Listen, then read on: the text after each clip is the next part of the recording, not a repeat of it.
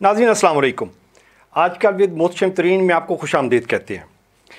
ख़वातीन हज़रात, सियासत बड़ी बेरहम है और हमारे सियासी लीडरान ने बड़ी मेहनत करके इस सियासत को बेरहम बनाया है। हमारे बेसिकली दो हमारे चेहरे हैं जब हम सियासत की बात करते हैं, दो नकाब हैं, दो मास्क हैं हमारे पास।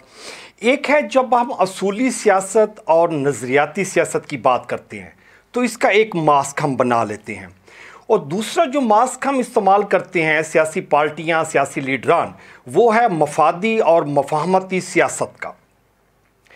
तो ये बेसिकली हम जो सियासी लीडरान हैं ये मौका की मुनासबत से तय करते हैं कि अब हमने कौन सा मास्क लगाना है, असूली सियासत का, नज़रियाती सियासत का, या फिर मफाहमती और मफादी सियासत का हमने मास्क अपने ऊपर चढ़ा लेना है। तो ये साल हा साल तक हम मफादी और मफाहमती सियासत का मास्क अपने ऊपर लगाए रखते हैं, तो साल में कहीं एक आध दफ़ा हम असूली और नज़रियाती सियासत का मास्क अपने ऊपर चढ़ाकर हम अपनी पार्टी को नज़रियाती और असूली पार्टी तस्वुर करने की कोशिश करते हैं। ये कभी कभी होता है कि हम असूली सियासत का और नज़रियाती सियासत का मास्क अपने चेहरे के ऊपर लगा लेते हैं। इसकी दो एक मिसालें आपके सामने पेश करता हूँ, फिर प्रोग्राम शुरू करेंगे। अभी 2-3 दिन में PP 206 खानेवाल में ज़िमनी इलेक्शन हो रहा है। इसमें 2018 के जो इलेक्शन हुए था उसमें निशात खान डाहा साहब मरहूम, अल्लाह उनको बख्शे अपनी रहमत से, वो पाकिस्तान मुस्लिम लीग नून की टिकट से इलेक्शन लड़ा था, और पाकिस्तान तहरीक इंसाफ से राना मोहम्मद सलीम साहब ने इलेक्शन लड़ा था। अच्छा मुकाबला हुआ, कुछ हज़ार वोटों की लीड से, 4-5 हज़ार वोटों की लीड से निशात खान डाहा साहब ने ये सीट जीत ली। फिर पार्टी में कुछ क्लैश हुआ उनका, जिसकी वजह से वो थोड़ा सा पार्टी से अलहदा हो गए। पार्टी वाले उनको बागी भी तस्वुर करते थे और ये इस तरह का सिस्टम चलता रहा, और फिर वो बुज़दार साहब के साथ मिल गए और मुलाकातें होती रहीं, तो वो दूरियां मुस्लिम लीग नून से हो गई। फिर वो अल्लाह को प्यारे हो गए। तो उससे अभी जब ज़िमनी इलेक्शन हो रहा है तो आप ख़वातीन हज़रात दोनों पार्टियों की मफाहमती और मफादी सियासत का अंदाज़ा लगाएं। यहाँ असूल की सियासत ख़त्म हो गई, यहाँ नज़रियात की सियासत ख़त्म हो गई। पाकिस्तान पीपल पार्टी ने निशात खान डाहा की जो अहलिया हैं उनको टिकट दे दिया। भाई आप PTI असूली सियासत करती है, तो आपके पास अपना कैंडिडेट था जिसने 2018 का इलेक्शन लड़ा था और जो उससे पहले भी आपके साथ अटैच रहा है, तो आपने उसको टिकट क्यों नहीं दी? चलें जी, वो अगर आपके म्यार के मुताबिक नहीं था तो उस पूरे हलके में आपके दूसरा कैंडिडेट कोई नहीं था जिसको आप टिकट देते। भी मुस्लिम लीग नून के बंदे को टिकट देने की क्या वजह थी? और इसी तरीके से मुस्लिम लीग नून ने जब ये देखा कि जी ये तो हमारी कैंडिडेट थी, उसको टिकट दे दी PTI ने, इनके पास भी पूरे खानेवाल डिस्ट्रिक्ट में जो पूरा हलका है उसमें कोई और कैंडिडेट नहीं था। उन्होंने राना सलीम साहब को कह दिया कि जी आप आ जाओ जी, हमारे पास टिकट ले लो और इलेक्शन लड़ो। और राना सलीम साहब भी इतने नज़रियाती PTI के थे, इन्होंने देखा PTI ने टिकट नहीं दी, मेरी तो ज़िंदगी का सारा कुछ मकसद ख़त्म हो गया, लिहाजा मैं अब मुस्लिम लीग नून में ज्वाइन कर लेता हूँ और इलेक्शन लड़ता हूँ। तो इक़्तिदार है, मफाद हैं, इसमें किधर असूल है, किधर नज़रियात हैं। इसी तरीके से ये जो अभी मुल्तान का हल्का 154 है NA, इसमें भी अभी यही कंडीशन लग रही है कि मुस्लिम लीग नून के जो कैंडिडेट्स हैं वो इस वक्त दौड़ में लगे हुए हैं कि जी हम टिकट लें, हम टिकट लें। और इस वक्त अगर जनूबी पंजाब में, मुल्तान की नहीं बात कर रहा, जनूबी पंजाब में अगर कोई एक शख्स मुस्लिम लीग नून को ज़िंदा रखे हुए है या ज़िंदा रखने की कोशिश कर रहा है, तो वो जो मुतवक्के उम्मीदवार हैं ब्रिगेडियर कैसर मेहे, वो इस वक्त 154 में अपनी कंपेन कर रहे हैं और कोशिश कर रहे हैं कि मुस्लिम लीग नून को ज़िंदा रखा जाए। पूरे जनूबी पंजाब में उस तरह की कोई एक कैंडिडेट भी कंपेन नहीं चला रहा। लेकिन अभी सुनने में यही आ रहा है कि जी वो अगेन मुस्लिम लीग नून इलेक्टेबल की सियासत के लिए जो विनिंग हार्सेज हैं उनके लिए कोशिश कर रही है कि जी विनिंग हार्सेज आ जाएं, नज़रियाती जो आपके कारकुन हैं वो एक साइड पे खड़े रहें, वो सारा साल 2 साल 3 साल 5 साल मेहनत करें, लेकिन उनको कोई लिफ्ट नहीं करवाई जाती, वो उनको एक साइड पे किया जाता है। और यही हाल अभी कैसर महक के साथ भी हो रहा है कि उनको अभी तक कोई कंफर्मेशन नहीं मिली। वैसे तो किसी को भी अभी तक कंफर्मेशन नहीं मिली, लेकिन जो इलेक्टेबल की दौड़ है, जो मफादी और मफामती सियासत का जो मास्क है वो उधर पहन लिया जाता है, और जो नज़रियाती कारकुन हैं वो एक साइड पे रह जाते हैं कि वहाँ असूली सियासत को देखते रहते हैं कि जी मैंने तो इतना काम किया, असूल और नज़रियात पे काम किया है तो मेरा हक बनता है, तो उसके हक को एक साइड पे ठोकर मार के वो अपनी पार्टी जो है वो अपने मफाद और अपने नज़रियात को देख के फैसला करती है। जी PP 206 इस पे हम गुफ्तगू करेंगे। हमें ज्वाइन किया है नुमाइंदा खसूसी खानेवाल से ताहिर अब्बास साहब। जी मैं आपको वेलकम करता हूं। ताहिर साहब आपसे हल्के बारे में सारी ज़रा गुफ्तगू करेंगे। हमें ज्वाइन किया है एडिशनल सेक्रेटरी जनरल जनूबी पंजाब हैं सिकंदर फयाज बडेरा साहब, मैं आपको भी वेलकम करता हूं। हमें ज्वाइन किया है डिवीज़नल प्रेसिडेंट हैं मुस्लिम लीग नून की डॉक्टर आयशा अब्दुल्ला, मैं आपको भी वेलकम करता हूँ। ताहिर साहब ज़रा क्विकली बताइएगा कि जिस वक्त क्या कंडीशन है जी, इलेक्शन की बड़ी गहमा गहमी है वहाँ पे।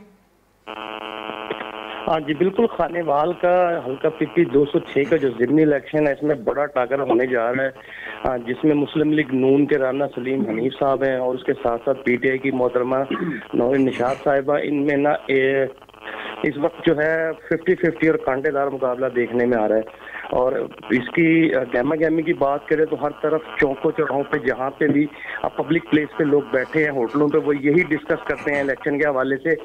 जो लोग हैं, जो नून लीग के जो वोटर हैं, वो कहते हैं हम नून लीग को वोट डालेंगे और इंशाल्लाह राना सलीम को कामयाब कराएंगे। इसी नौरीन निशात साहब के जो वोटर हैं वो ये कहते हैं कि हम नौरीन निशात को कामयाब कराएंगे। और हर तरफ से इलेक्शन है, पूरा जो खानेवाल है वो पार्टी परचमों से ढका हुआ। उसके साथ साथ अब TLP का भी गुज़िश्ता रोज यहाँ पे साद रिजवी साहब ने जलसा किया है, तो उनका जलसा होने से खानेवाल की जो है जो सियासत है वो एकदम से वो नया रुख अख्तियार कर गया है। तो जितना बड़ा उन्होंने जलसा खानेवाल में किया है, कार्नर मीटिंग की है, तो उस कार्नर मीटिंग से ऐसा लगता है कि वो पार्टी भी मैदान में आ गई है अपनी विनिंग के लिए। जी ताहिर साहब, अच्छा ये बताएं कि ये जो नौशीन डाल साहिबा हैं और राना सलीम साहब हैं, ये इन्होंने पार्टियां चेंज करके ये इलेक्शन लड़ रहे हैं, तो हल्के के अवाम ये राना सलीम साहब से नहीं पूछते कि जी आप तो 6 साल PTI करते रहे हैं, अभी आप मुस्लिम लीग नून को कहते हैं कि ये बड़ी अच्छी जमात है। इसी तरीके से नौशीन डाल साहबा से पूछा जाए कि जी आप तो बड़े अरसे से मुस्लिम लीग नून शेर शेर शेर, आप बल्ला, तो अवाम बिल्कुल नहीं पूछती इस तरह के सवालात इनसे जब ये वोट मांगने जाते हैं।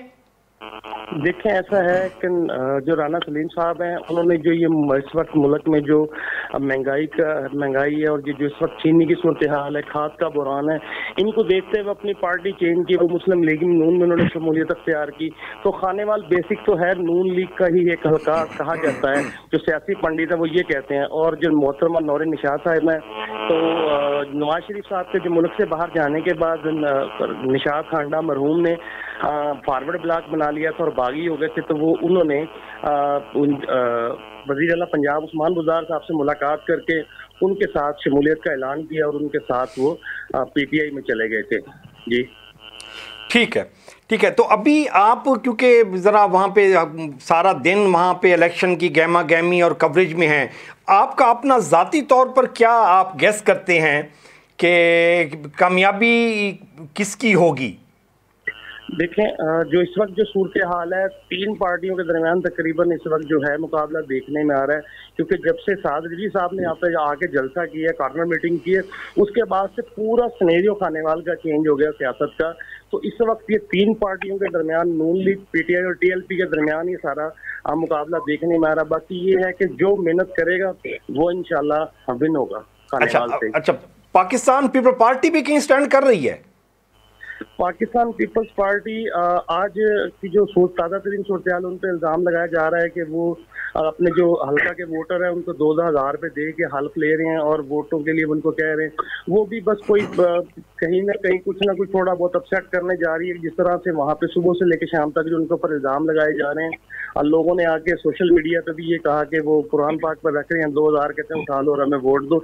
एक ये भी सिस्टम चल रहा है। ये अल्लाह बेहतर जानता है कि इस बात में कितनी सदाकत है, क्योंकि वहां तक जहां तक ये मामला हो रहा है वहां तक किसी की रसाई नहीं है, खासकर खवातीन के मामला में। अच्छा ताहिर साहब, ये बताएं कि ये पाकिस्तान पीपल पार्टी की तरफ से कुछ सीनियर क़यादत ने भी खानेवाल का किया है दौरा इस इलेक्शन में? इसमें इस इलेक्शन में जो है महमूद अहमद साहब साबिक गवर्नर है, उनके जो साहबजादे हैं वो जब से इलेक्शन कैंपेन शुरू हुई है वो तकरीबन खानेवाल में मौजूद हैं। यूसुफ रजा गिलानी साहब खानेवाल आए हैं, और यूसुफ रजा गिलानी के जो साहबजादे हैं अली मूसा गिलानी और अली हैदर गिलानी, वो भी कल खानेवाल में कैंपेन करते रहे। आज भी कुछ चंद एक मकामात पर वो मौजूद हैं। अच्छा, लेकिन उसकी लाहौर से जैसे अभी मुस्लिम लीग नून के कायदीन बार बार चक्कर लगा रहे हैं, तो इस तरह का कोई और कह ये मुर्शिदी और इसके बच्चे वगैरह सारे ये देख रहे हैं?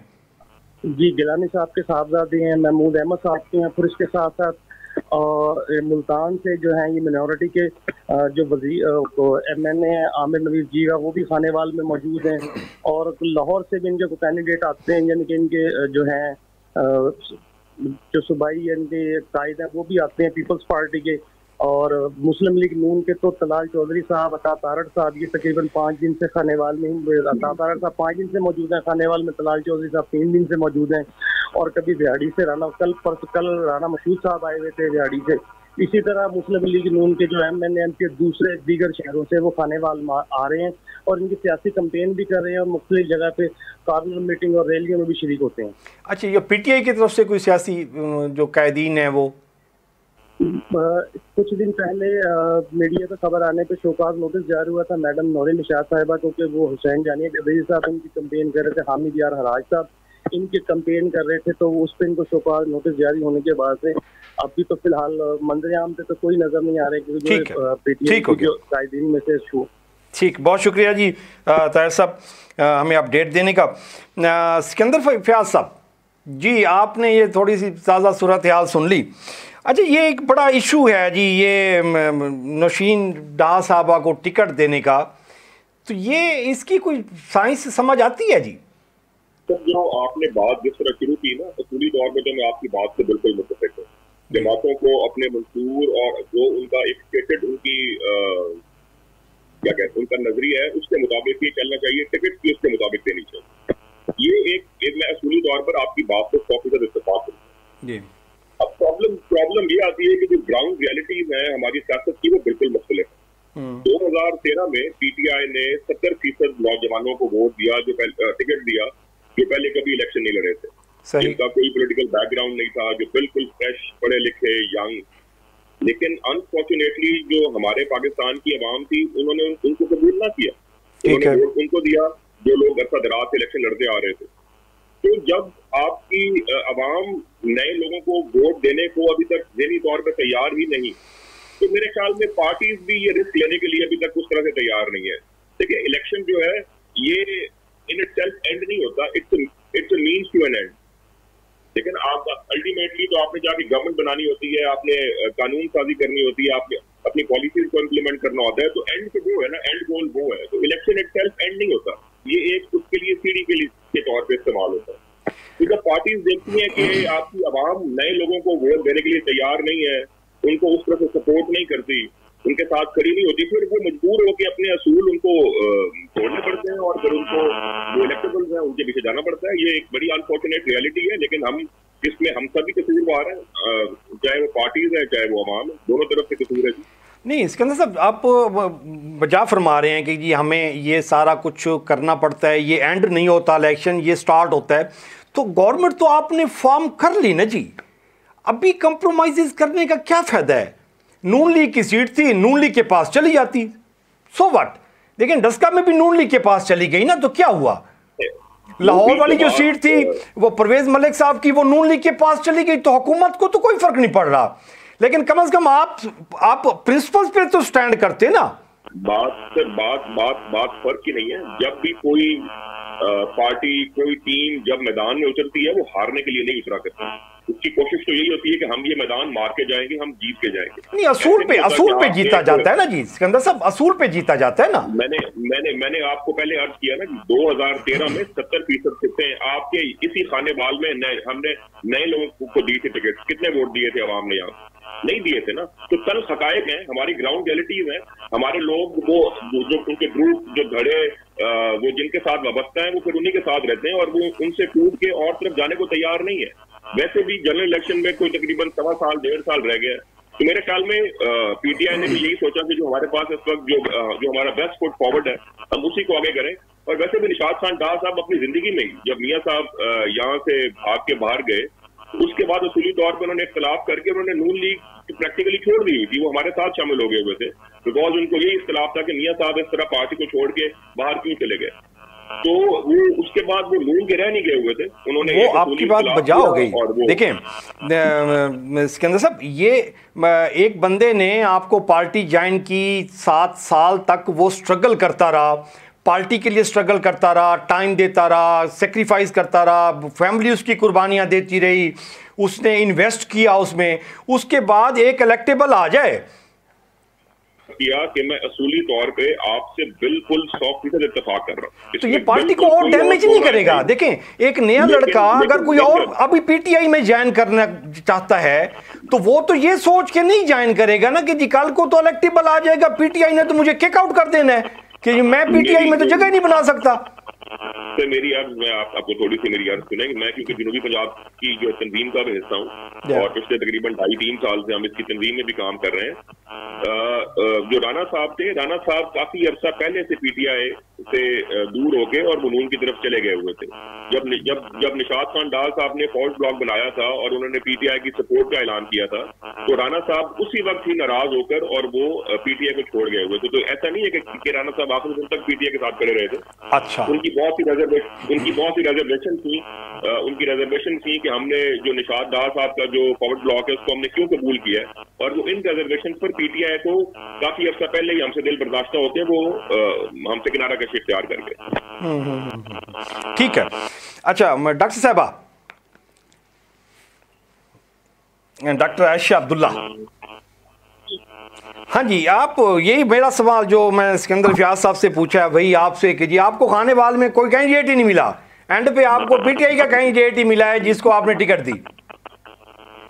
सर पहली बात तो ये कि पीटीआई का कैंडिडेट अभी आप पीटीआई की बात कर रहे हैं, आप अगर एक आवाम से कोई भी बंदा उठा के पूछ लेना उससे पूछे कि आप पीटीआई के साथ में या अभी आपकी हमदर्दी। हेलो डॉक्टर साहब, मेरी आवाज आ रही है? हेलो,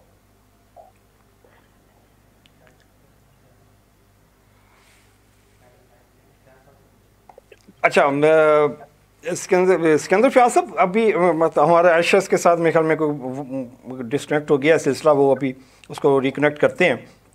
जी जी। अच्छा, अभी ये जो बाकी जो सियासत आपकी यहाँ मुल्तान की जो हो रही है इसमें भी यही हो रहा है कि जी आप एक एक दो दो बंदों को जो इलेक्शन में पार्टिसिपेट करते हैं, लोगों का माइंड मेकअप करते हैं, टाइम लगाते हैं, पैसा लगाते हैं, उसके बाद जब वो 18, 20, 30 हज़ार वोट ले लेते हैं तो वो अगली दफा नया बंदा आपको खड़ा कर देते हैं। जी, मैंने तो आपसे पहले ही अर्ज किया कि मैं आप इस बात से बिल्कुल इत्तेफाक करता हूं कि पार्टीज को अपने लोगों के साथ स्टैंड करना चाहिए और पार्टीज को अपने लोगों को ही आगे लेके आना चाहिए। बट जिस तरह मैंने पहले आपसे अर्ज किया कि हमारी ग्राउंड रियलिटीज कुछ जरा इससे मुख्तलिफ है, तो फिर पार्टीज मजबूर होके उनके पास कोई और चॉइस नहीं रहती। बिकॉज जैसे मैंने पहले अर्ज किया कि जब तक आप सीट जीत कर पार्लियामेंट में नहीं जाएंगे, आप जाके वहां पे गवर्नमेंट फॉर्म नहीं करेंगे, आप अपनी पॉलिसीज इंप्लीमेंट नहीं कर सकेंगे। तो इसलिए फिर पार्टीज को इस तरह के तल्ख फैसले करने पड़ते हैं। लेकिन अगेन आप बिल्कुल ठीक फरमा रहे हैं कि पार्टीज को अपने लोगों के साथ ही नहीं। मियां साहब, ये कुछ जगहों पे मैं एक स्पेसिफिकली ये हमारा जो मुल्तान का 154 है यूसुफ रज़ा गिलानी का हल्का जो है, इसमें जो MPA की सीट है उसमें कैप्टन नासिर महे ने इलेक्शन लड़ा था 2013 का, उसमें उन्होंने 18,500 वोट लिए थे बिल्कुल। उसके बाद जब 2018 के इलेक्शन में आया तो उनको टिकट नहीं दी गई। उस वक्त वो वड़ाई साहब को टिकट दे दी, वो ना उनका हल्का, ना उन्होंने कभी वहां पे इलेक्शन लड़ा, ना वो इलेक्टेबल। तो ये तो अजीब सी तकसीम थी ना जी।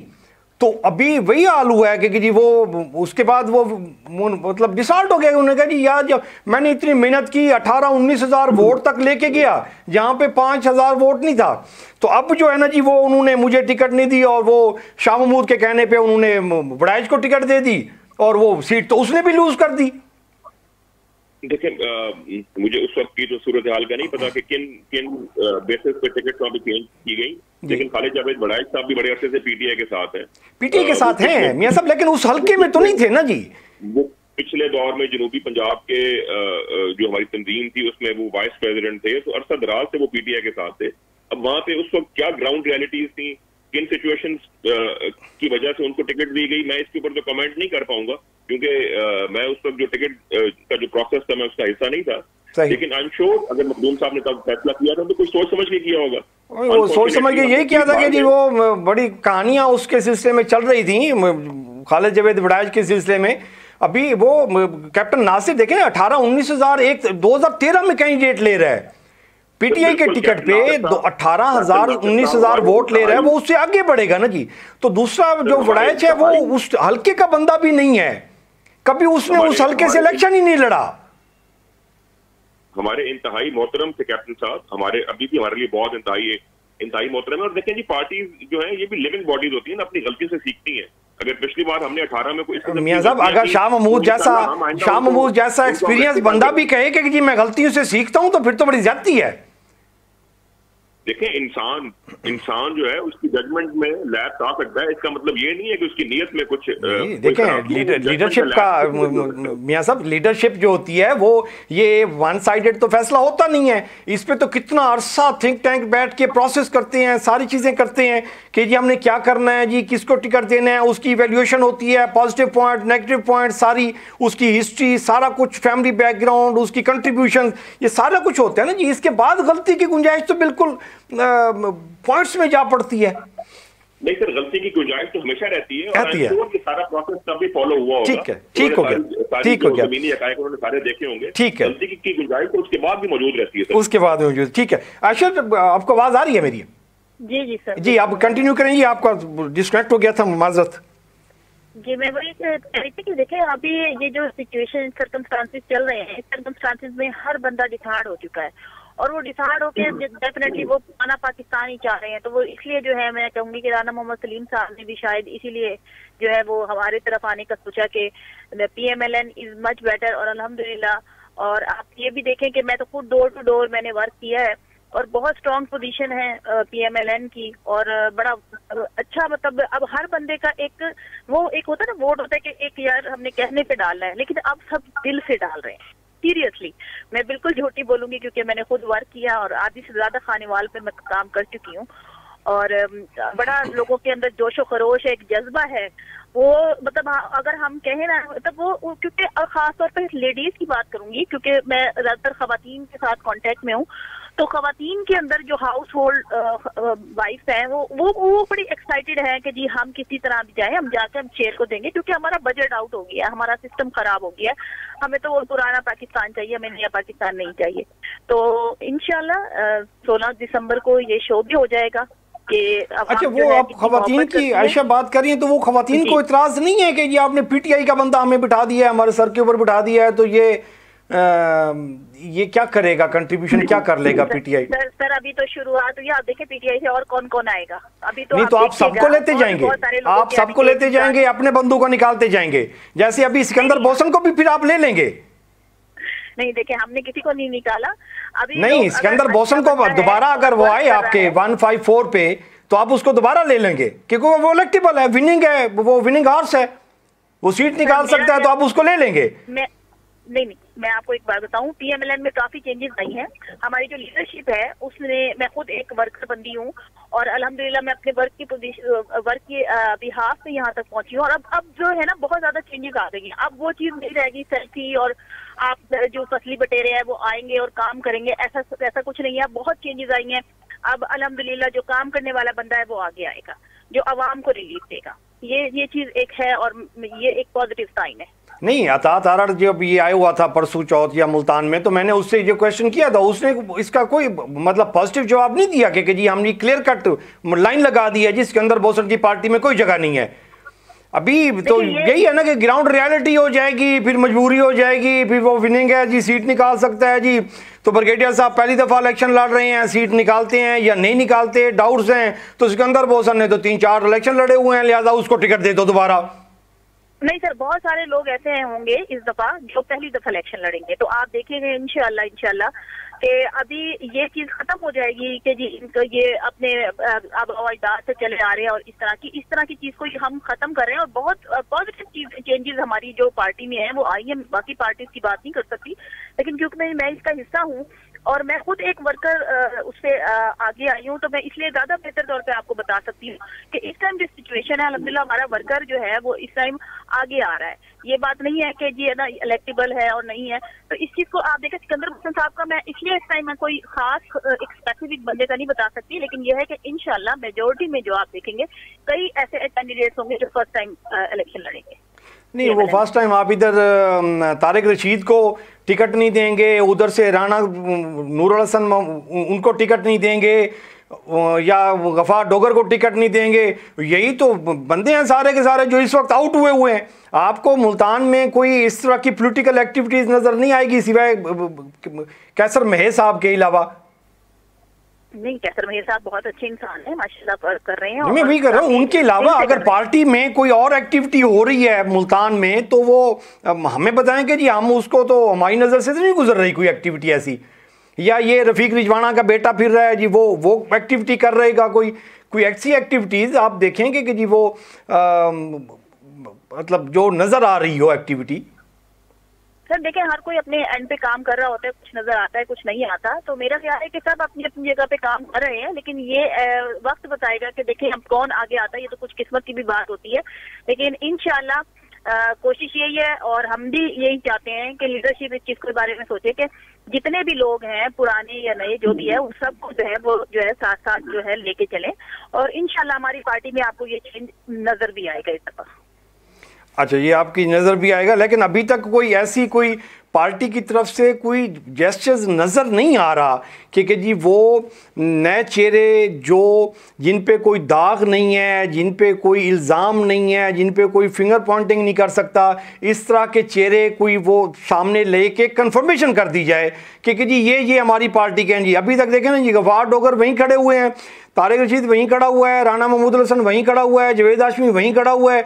तो ये तो वही नाम ही है ना जी जो मतलब आप नस्ल दर नस्ल चलते आ रहे हैं।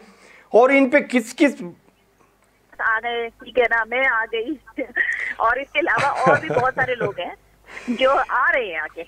इंशाल्लाह with the passage of time आपको नजर आएंगे। मैं आपको आज दावा नहीं कर रही, लेकिन मैं आपको यकीन से कह रही हूँ कि बहुत सारे नए लोग जो कि वाकई ही टैलेंटेड हैं और जो वर्क कर भी रहे हैं। क्योंकि कुछ चीजें ऐसी होती हैं कि एट द स्पॉट ही पता चले तो अच्छा होता है। एकदम से अगर हम कोई पहले डिस्क्लोज कर दे या कोई पहले कह दे तो वो कुछ मतलब उसके लिए जो है वो राह में हर्डल आनी शुरू हो जाती है। तो मेरा ख्याल है कि वो टाइम पे हो कुछ चीजें तो अच्छी होती हैं, तो शायद इंशाल्लाह इलेक्शन के करीब करीब आपको पता चलनी शुरू हो जाएंगी।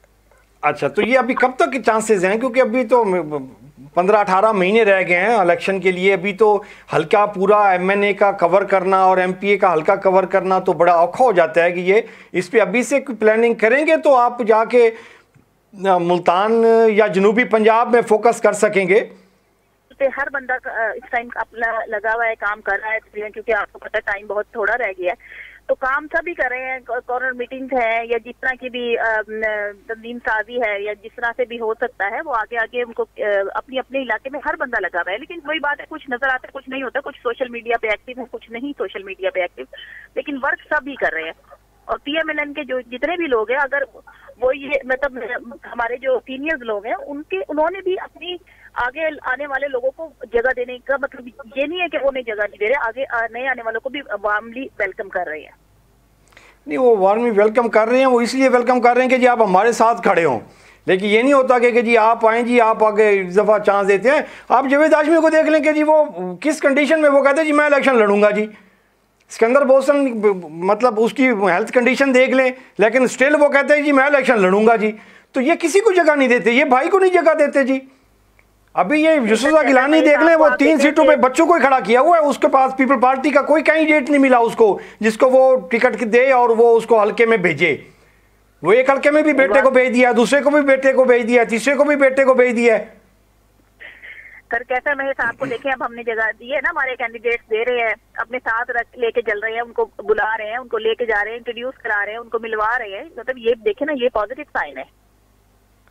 अच्छा, ये चीज तो आप देखें, इस चीज को अप्रिशिएट करें। अच्छा अच्छा, ताहिर साहब आप हैं लाइन पर जी? जी ताहिर साहब, अच्छा ताहिर साहब, अभी इसमें आप बता रहे थे कि जी TLP ने जलसा किया है साथ रिजवी साहब ने, तो अभी उससे कुछ ये चेंज आने की तवक्को है? हल्के चेंज आने की तवक्को नहीं, चेंज काफी हद तक चेंज आ गया है, क्योंकि जो इनका खामोश वोटर था TLP का वो भी सामने आ गया, नौजवान वोटर जो है वो भी सामने आ गया है, और उसके साथ साथ खानेवाल शहर में एकदम से जो उनका जलसा होना था उसके बाद से सारा सियासत का जो गेम चेंज ओवर है वो सारा चेंज हो गया। तो इस वक्त हर तरफ सिर्फ जहाँ पे होती है जिक्र तो TLP के हवाले से हो रहा है, वो लोग कहते हैं हम TLP को कामयाब करवाएंगे, नया चेहरा सामने लेके आना चाहते हैं, शेख कमल साहब को हम इंशाल्लाह खानेवाल से जितवाने की कोशिश करेंगे। ये TLP के जो लोग हैं उनका मौक़िफ़ है, और खानेवाल में जो इस वक्त है वो सियासी जोड़ तोड़ जो है वो बड़े अपने अरूज पर जा रहा है। कभी कोई किसी का ऐलान कर रहा है किसी सियासी जमात का। आज खानेवाल में बड़ी एक अहम शख्सियत थी डॉक्टर शफीक साहब, उन्होंने PTI का ऐलान कर दिया है, वो अपने हजारों साथियों के साथ PTI में शामिल हो गए हैं। अब इस वक्त की इस तरह की सूरत हाल हुई है खानेवाल में। अच्छा ताहिर साहब, ये बताएं कि ये जो हम कहते हैं कि नज़रियाती वोटर है और नज़रियाती कारकुन हैं, ये एग्जिस्ट करते हैं ये, या ये मतलब जो भी आ जाए वो उन्होंने पार्टी को वोट देना है?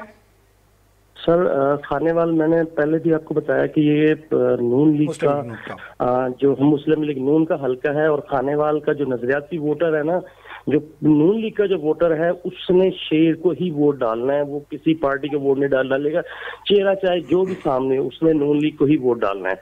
और जिस तरह से PTI तो पहली दफा से वो अब इक़्तिदार में आई है, तो उसका भी जो वोटर है उसने सिर्फ बल्ले को वोट डालना है। तो इस तरह से खानेवाल में सूरत हाल हुई भी है सियासत की।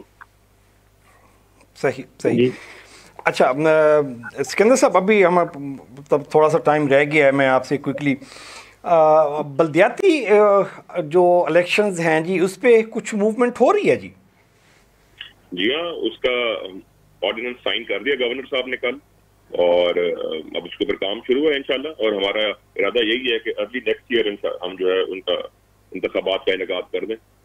अच्छा, ये अब जमाती बुनियादों पे होंगे? जी, जमाती बुनियाद। तो आप समझते हैं कि जी अभी इस वक्त जो इकॉनमी की कंडीशन है, महंगाई और बाकी चीज़ें हैं जो हुकूमत के कंट्रोल में नहीं है, तो 2022 में ये बल्दियाती इलेक्शन करवाना, ये पाकिस्तान तहरीक इंसाफ इसमें से कुछ मार्जिन ले सकेगी? बिल्कुल लेगी जी, क्यों नहीं लेगी, इंशाल्लाह जरूर लेगी। और लेकिन इस खौफ से कि इस वक्त ग्लोबल इकोनॉमी में कोई रिसेशन है या इन्फ्लेशन है, तो इसका मतलब ये तो नहीं कि आप इलेक्शन से अभी जिस आप जनरल इलेक्शन, ये जो बाई इलेक्शन हम लड़ रहे हैं, ये सोच के हम इलेक्शन तो मुलतवी नहीं किया जा सकता ना कि अभी मुल्क के हालात क्या हैं। तो इंशाल्लाह हालात और आने वाले दिनों में, अभी जिस तरह ट्रेंड्स आ रहे हैं, मैं थोड़ी देर पहले ही मैं जो देख रहा था, जो फ्यूचर्स आ रहे हैं, वो ऑयल की भी प्राइसेस नीचे जा रही है ग्लोबली, कमोडिटीज की भी प्राइसेस आगे जो जनवरी फरवरी में जो नए हो रहे हैं सौदे उनमें नीचे जा रही है। तो इंशाल्लाह पूरी दुनिया में ही अभी ये इन्फ्लेशन का जो ट्रेंड वो नीचे की तरफ है, और होपफुली पाकिस्तान में भी उसका जाहिर असर आएगा।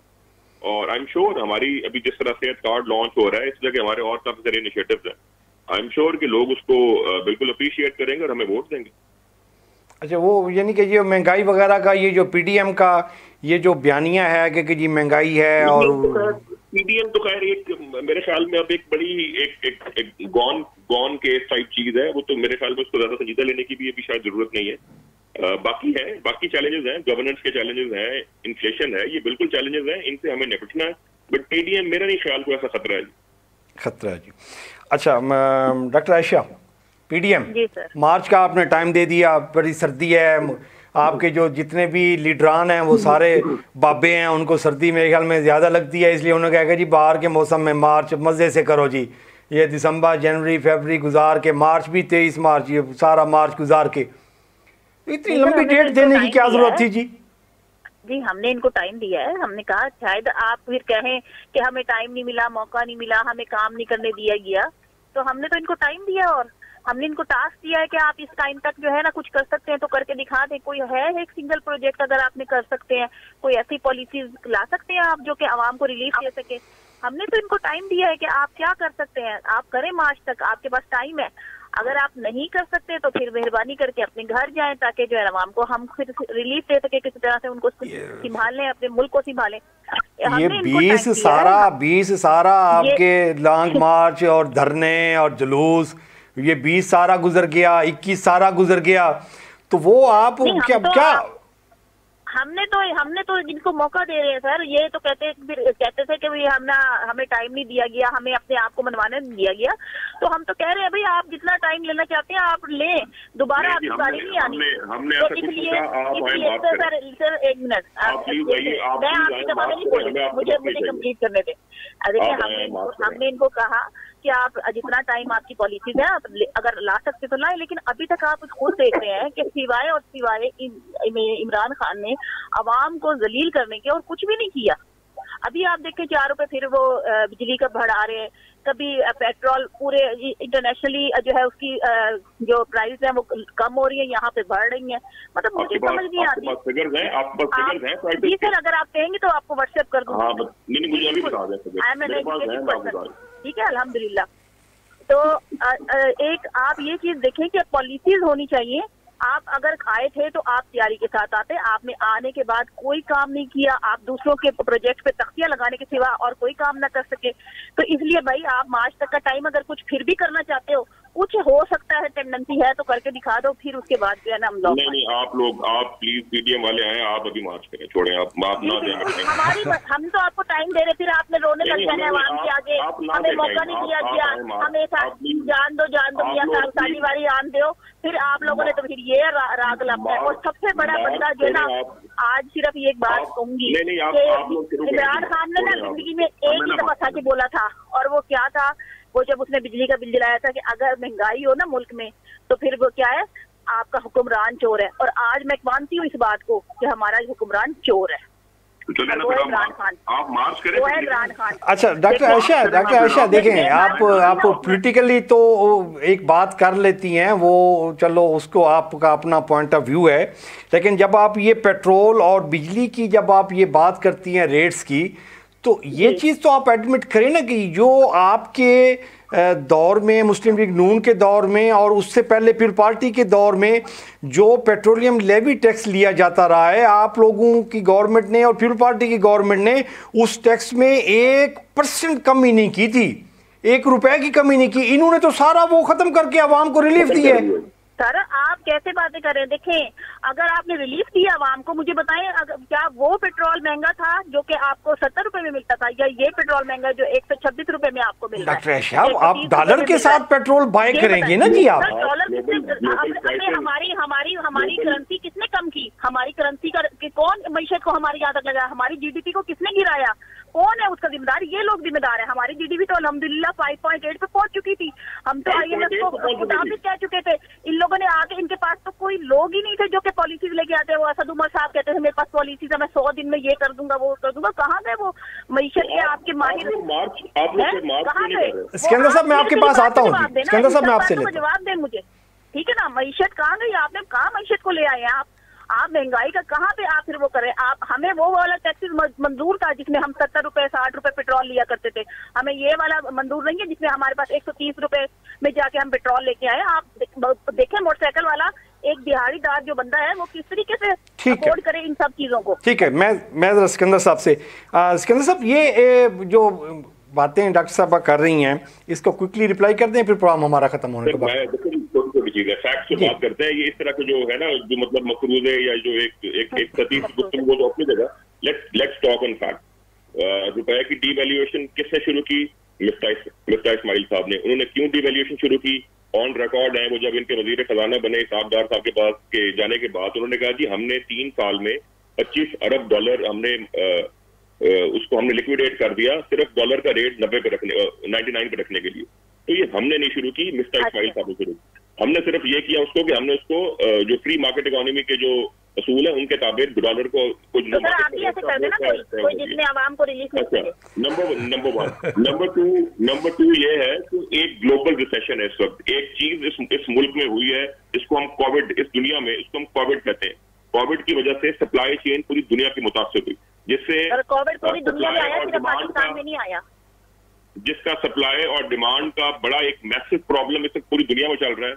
डिमांड, कोविड जब दुनिया खुली तो डिमांड बढ़ गई, बट सप्लाई चेन उस तरह से उसको फीड ना कर सकी, जिससे प्राइसेस पूरी दुनिया में ग्लोबली, अमेरिका में इस वक्त 40 साल का रिकॉर्ड टूटा है, जर्मनी में कोई 28 साल का रिकॉर्ड टूटा है, बरतानिया में कोई 30 साल का रिकॉर्ड टूटा है। हम कोई अकेले नहीं है, we live in a global village. सारी दुनिया में इस वक्त इन्फ्लेशन है, लेकिन डॉलर का रेट तो बढ़ रहा है, लेकिन ठीक बांग्लादेश से भी कम। ठीक, प्रोग्राम का वक्त ख़त्म हुआ चाहता है जी। सिकंदर फयाज बडेरा साहब, आपका बहुत शुक्रिया, आपने प्रोग्राम के लिए वक्त निकाला जी। डॉक्टर आयशा अब्दुल्ला, आपका भी बहुत शुक्रिया।